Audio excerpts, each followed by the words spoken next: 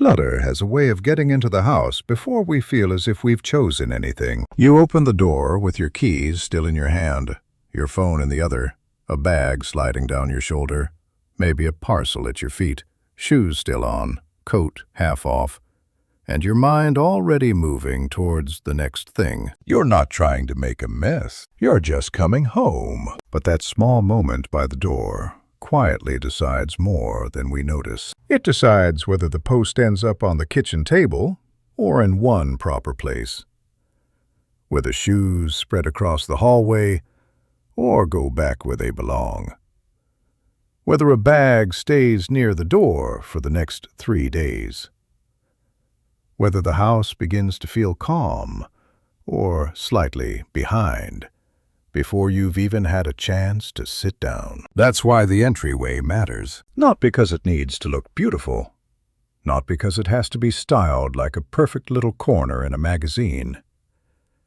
but because it is the first place where outside life meets the inside of your home. In many Japanese homes, the entrance area, often called the genkan, works as a clear transition between outside and inside. It's not simply a space you pass through, it has a job. You step in, you pause. You remove what belongs to the outside. You reset just a little before moving into the rest of the home. And that idea is useful even if your home doesn't have a traditional entryway at all. You might live in a flat with a narrow hallway. You might have a shared entrance. You might only have a small patch of floor behind the front door and a hook on the wall. That's fine. The point is not the architecture. The point is the behavior. A calmer home often begins with a better arrival. The first rule is this: don't let the doorway become a waiting room for decisions. Most entryway clutter is not really a storage problem. It's a decision problem. A coat left on a chair is usually a decision delayed. A letter dropped on the sideboard is a decision delayed. A bag left by the front door is a decision delayed. Shoes scattered across the floor are not usually there because anyone particularly enjoys seeing shoes everywhere. They are there because, in that moment, the next step wasn't obvious enough. And when you arrive home, your attention is not at its best. You may be tired, hungry, distracted, carrying bags, thinking about dinner, remembering a message you still need to answer, trying to get children through the door, trying not to drop something. That is not the moment to rely on calm, tidy decision-making. So the decision needs to be made before you arrive. Keys have one place. Shoes have one place. Post has one place. Bags have one place. Coats have one place. Not a perfect place. Not the place you would choose if you had twice as much space and a completely different house. A real place. A place that still works when your hands are full and your patience is thin. This is where Japanese-inspired systems can be helpful. At their best, they don't ask you to become more disciplined in the difficult moment. They make the difficult moment simpler. They give the action a shape. Because if you come through the door and have to wonder, where should this go?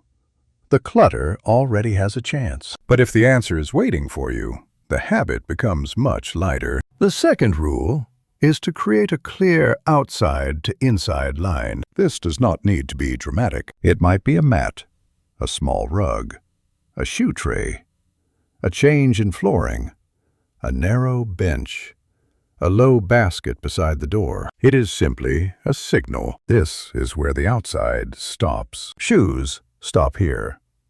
Wet umbrellas stop here. Shopping bags pause here. School bags land here before they are emptied. Parcels do not automatically travel to the kitchen table. Coats do not keep moving until they find the back of a chair. Without some kind of boundary, objects drift. They follow you into the living room, the bedroom, the sofa, the dining table. And once things move deeper into the home, they become harder to reset. They mix with everything else. They stop feeling like arrival clutter and start to feel like just another part of the house. A doorway boundary works because it catches clutter while it is still small. This is one reason removing shoes at the entrance can be such a useful habit. Not because every home must do it, not because it makes you a better person, but because it creates a pause. You cannot rush through quite as easily. You enter, stop, remove, place, then continue. It is a very small sequence, but it changes the rhythm of arriving home. And sometimes that is what the home needs most. Not a full evening reset, not a big organizing session, just one better pause at the start. The third rule is to keep only today's essentials at the door. Many entryways become crowded because they are trying to serve every possible version of the day. Shoes for work, shoes for walking, shoes for rain, shoes for exercise, shoes that need cleaning, shoes that are not comfortable but somehow still live there. Then come the bags. Shopping bags, work bags, return bags, bags inside other bags. Bags you might need one day, so they stay near the door, just in case. Before long, the entrance no longer feels like an entrance. It feels like a small storage cupboard without a door. A calmer question is, what do I actually need here today? Not this season, not in theory. Today, the pair of shoes you wear most often, the coat you are currently using, the umbrella if it's raining, the bag that genuinely needs to leave with you tomorrow. Everything else belongs somewhere else. This is not about minimalism for the sake of a clean-looking home.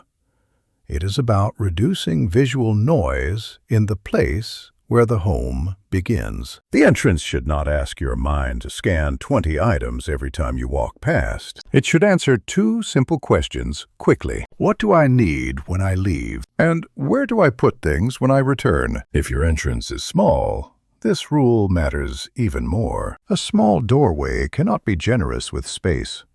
It has to be honest. One pair out, the rest away. One bag ready, the rest stored. One small tray.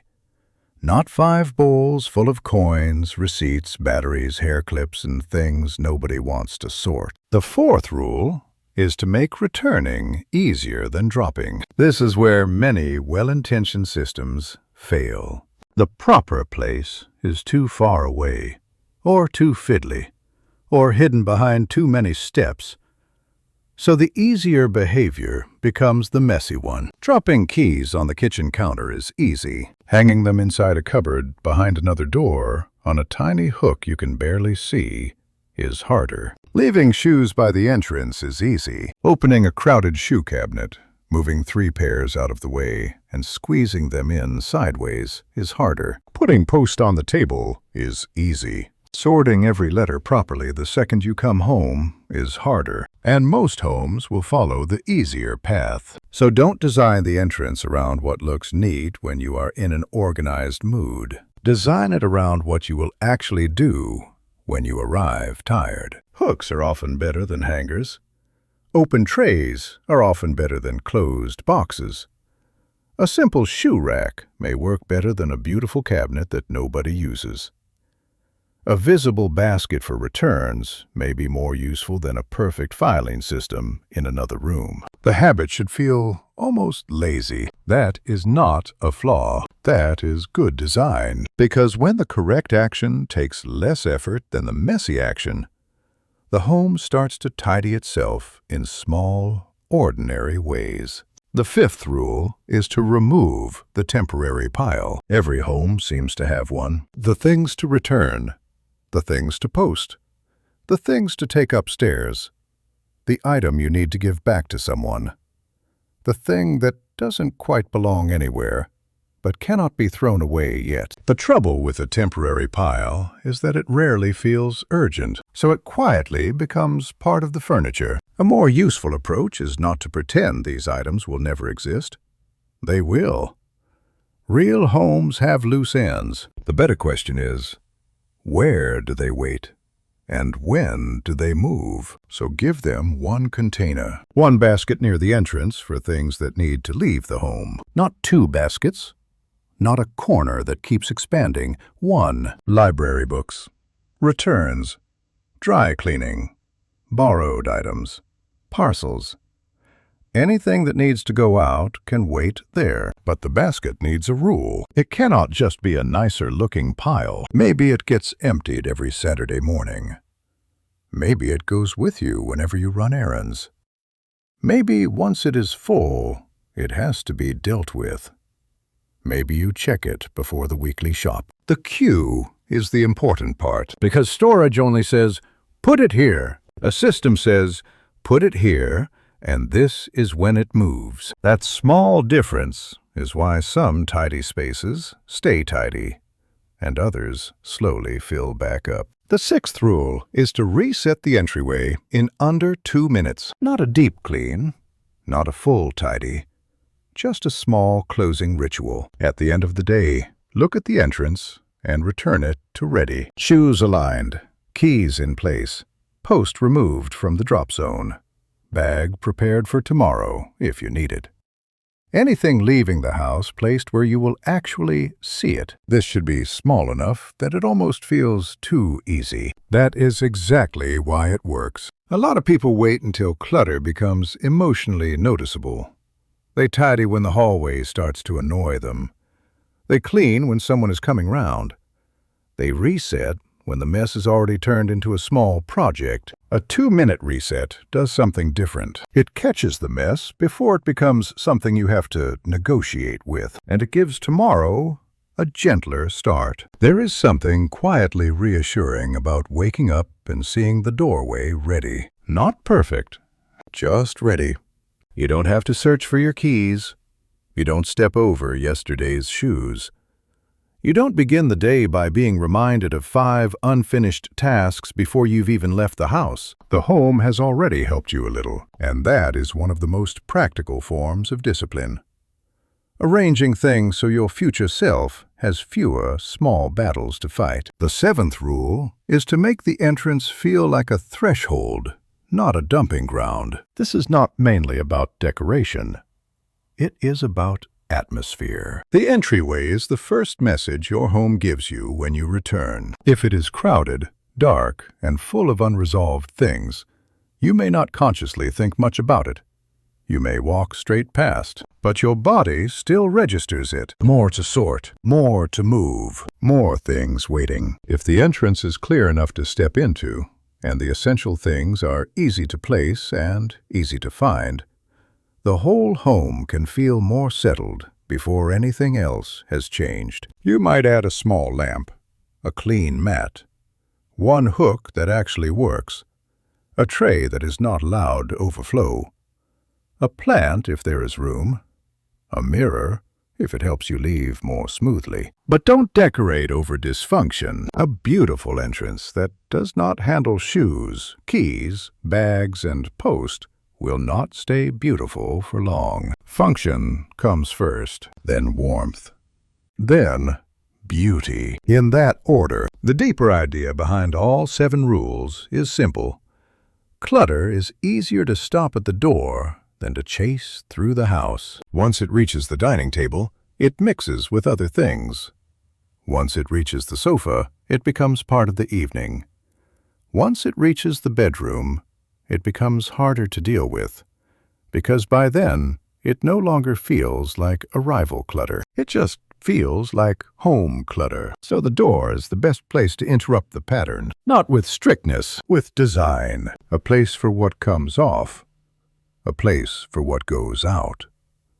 A small boundary, fewer choices, less friction.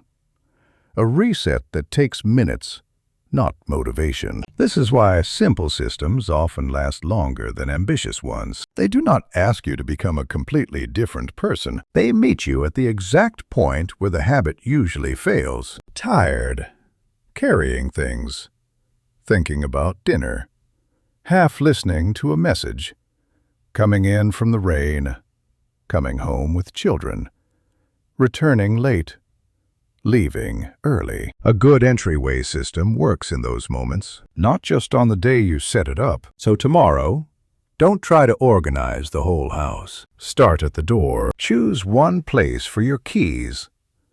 Remove 3 pairs of shoes that don't need to be there. Put one basket by the entrance for things that are leaving the home. Give the post somewhere to land that is not the kitchen table. Make the first 2 minutes after arriving slightly easier than they were yesterday. It may sound too small to matter, but the entrance is where the outside world meets your private life. And when that small space is calmer, the rest of the home does not have to work quite so hard. A calmer home often begins before you enter the room. It begins in that ordinary moment when you step through the door, put something down where it belongs, and let the day stop spreading behind you.